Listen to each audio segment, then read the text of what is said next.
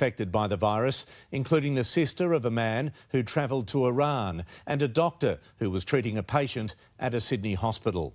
As cases around the world multiply, our health authorities are urging people not to panic.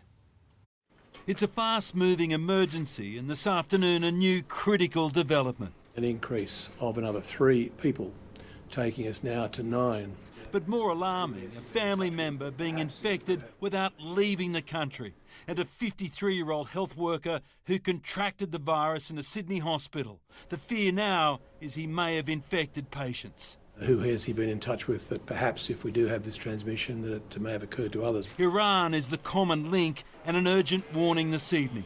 Anyone who's been in the Middle Eastern country since yesterday must self-isolate by staying at home with no visitors and wear a surgical mask.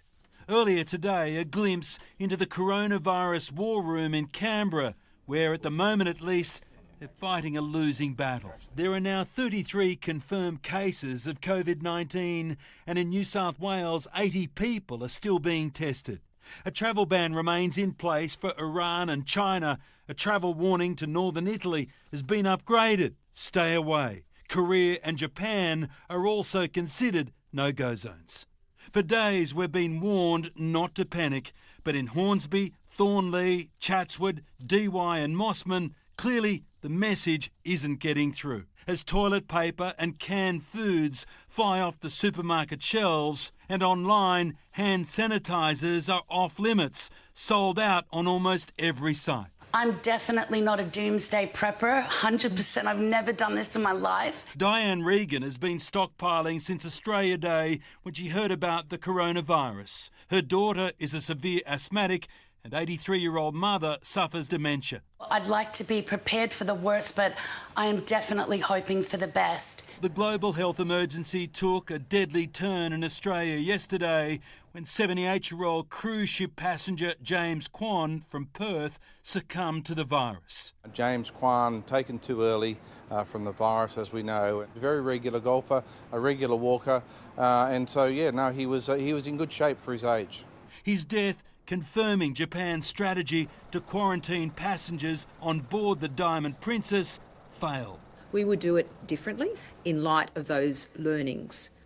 So we would not be quarantining everyone on the cruise ship. And nobody is taking a chance. In South Australia, people at risk of spreading the virus could be arrested under new laws. We can use security officers, police, or even have to go to a magistrate to have some of the orders enforced. And with the health system faced with a potential double whammy, the coronavirus and the flu season, children as young as 10 will now have access to the influenza vaccine from their local pharmacy. Wash your hands. That's all you've got to do. But protecting the economy from a recession will take more than a bar of soap. Damien Ryan, 9 News. Outside of Australia, the crisis is deepening quickly. The virus now appearing on every continent except for Antarctica. Nine's Asia correspondent Renee Henry joins me live from Indonesia, where the first 2 cases have just been confirmed. Renee, there are fears this number will quickly rise.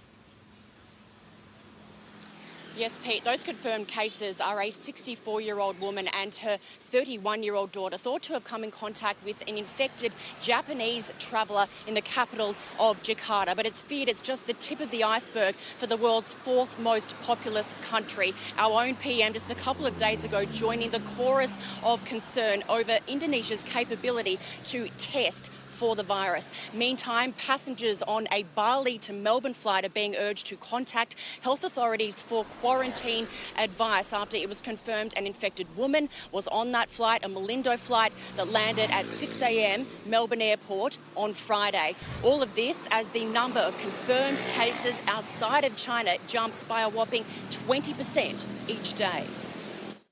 The world's most visited museum closed for business. People have been waiting for like 3 hours. We haven't been told anything. Staff members at the Louvre in Paris walking off the job over coronavirus fears.